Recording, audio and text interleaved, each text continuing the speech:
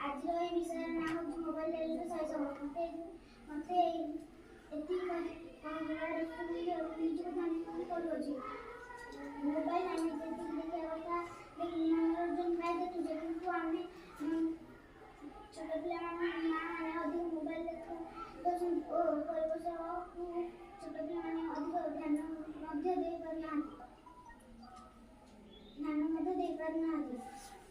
ପିଲାମାନେ ଆଗରୁ ମାଆମାନେ ଜହ୍ନକୁ ଦେଖେଇ ଖାଦ୍ୟ ଖୁଆଉଥାନ୍ତି, ଏବେ କିନ୍ତୁ ମୋବାଇଲ ବାହାରି ଯିବାରୁ ମାଆମାନେ ପିଲାମାନଙ୍କୁ ମୋବାଇଲ ଦେଖେଇ ଖାଦ୍ୟ ଖୁଆଉଛନ୍ତି। ମୁଁ ଏତିକି ମୋର ବକ୍ତବ୍ୟ କରୁଅଛି। ଜୟ ହିନ୍ଦ।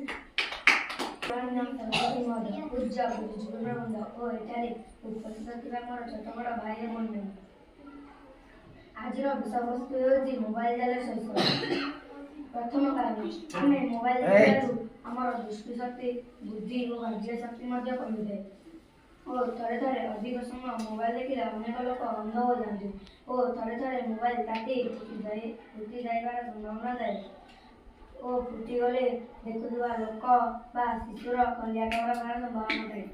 ଛୋଟ ପିଲାଠାରୁ ଆରମ୍ଭ କରି ବଡ଼ ପିଲା ପର୍ଯ୍ୟନ୍ତ ସମସ୍ତେ ମୋବାଇଲ ଦେଖିବାକୁ ବହୁତ ଭଲ ପାଆନ୍ତି, କାରଣ ସେଥିରେ ୟୁଟ୍ୟୁବ, ଇନଷ୍ଟାଗ୍ରାମ, ଫେସବୁକ୍, ହ୍ୱାଟ୍ସଆପ୍ ଓ ବିଭିନ୍ନ ମଧ୍ୟ ଗେମ୍ ଥାଏ।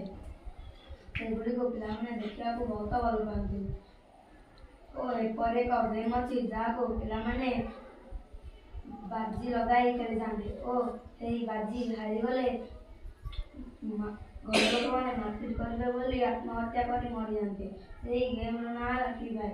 ଏହି ଗେମ୍କୁ ପିଲାମାନେ ରାତିରେ ନ ଶୋଇ ଖେଳିବା ଦ୍ୱାରା ତାଙ୍କ ଆଖିରେ ବହୁତ ପ୍ରଭାବ ପଡ଼ିଥାଏ। ଦୂରଦର୍ଶନ ଯନ୍ତ୍ର ମାଧ୍ୟମରେ ପିଲାମାନେ କେମିତି ଶୋଷଣ ହେଉଛନ୍ତି, ସେମିତିକି ଅନେକ ଛୁଆର ମାଆମାନେ ମୋବାଇଲରେ ଖାଇ ଖାଦ୍ୟ ଖୁଆଉଛନ୍ତି। ଏଣୁ ମୁଁ ବିନୀତ କରିବି ଯେ ଆପଣମାନେ କେହି ହେଲେ ମୋବାଇଲ ଦେଖନ୍ତୁ ନାହିଁ। ମୁଁ ଏତିକି କହି ମୋର